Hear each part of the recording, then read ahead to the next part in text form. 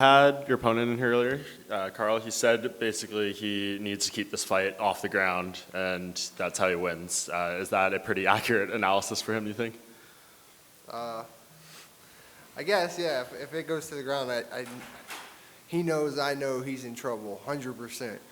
And I don't think he can keep me away from there for 3 rounds. I don't think it's even possible for him to keep me from getting him on the ground within 3 rounds. I only need short time on the ground, and I think I can put him away. But granted, if I get him down in the first round and he gets up off of exploding or whatever, that's fine. It's still 2 more rounds to go. You still got to weather through that. And I know you told me the other day that you think the first round or 2 may be a little competitive, but once it gets late, you think that's when it really opens up for you. 100%. 100%. Awesome. Thank you. Yes, sir. Brandon, right here.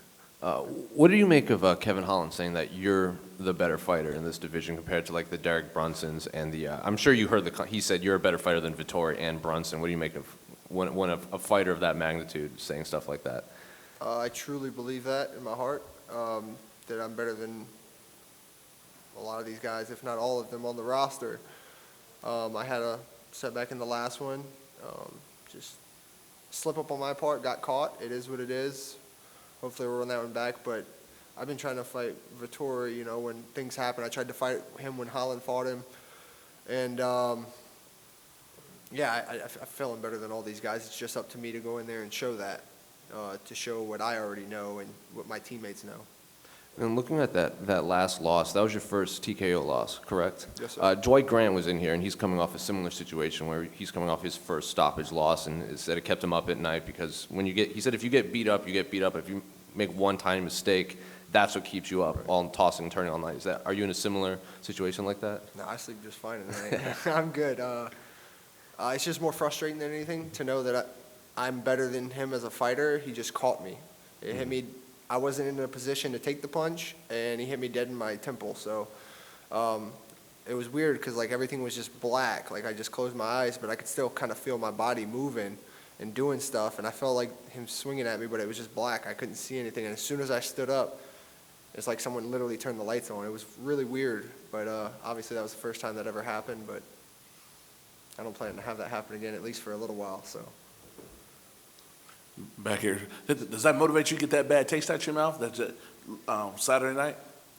Yeah, it's definitely motivation, of course. But I know that I just got to show a different side of myself that people have yet to see, the smarter side of me. So that's all it's ever about for me, is just putting the guy that's in the gym into the cage, and then once that happens, we're money. How have you improved mostly as a fighter since we first saw you in 2019 on Dana's show? I still feel very even keel. I feel very go with the flow.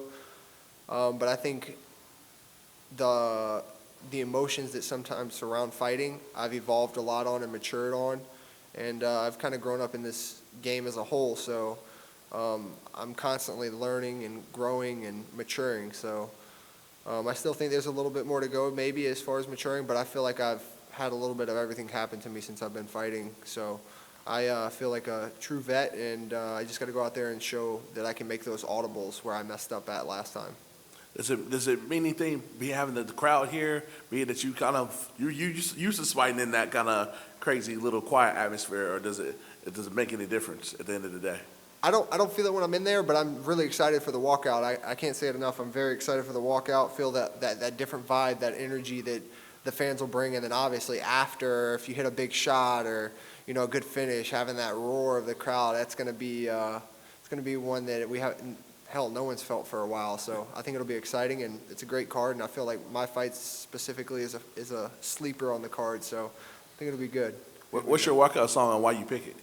Oh, my walkout song is going to be Tour de France from my guy, Dirty Sauce Dallas. He's from England. I picked it because it's he's a friend of mine as well, but my really good friend's brother, and he just made it while we were here in Florida. He went back to England already, but yeah, it'll be exciting.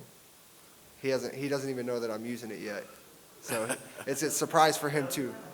Huh? Yeah, you will now, huh?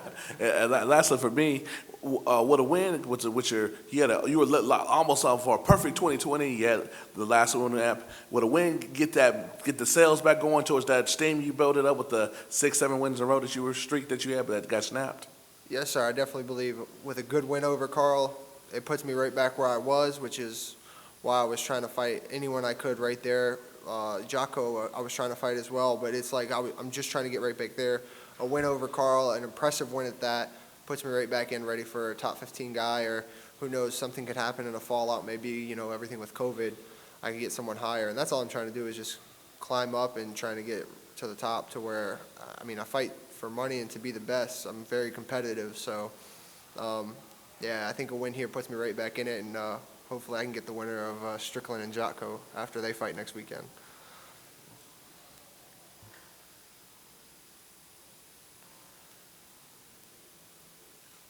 Good? Yeah, I got a question up front, Brennan. Ever since 2016, you have not fought less than 3 times in a calendar year. What is your key to staying active, and do you plan to fight consistently in 2021? So for 2021, I was actually trying to fight back to like 4 or 5 times a year, maybe 6 even if I could, but now I'm fighting in April, so maybe won't be that much, hopefully 4. But just the reason I was always 3 was financially, and then I just wanted to be home with my family. But I'm ready to just go for it and just get back to where I need to be financially to get to where I can move to Florida and spend all the time with my family instead of being gone so much. But just staying consistent just revolves around health.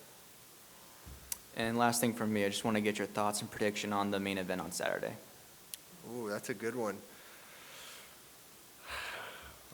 Man, that's tough. I honestly, I really don't know who is going to win, but I feel like Usman's probably got the best cardio in the UFC, so I think through the duration, if it goes the distance, 100% Usman, but if it's a finish, I think it would be Masvidal on the feet.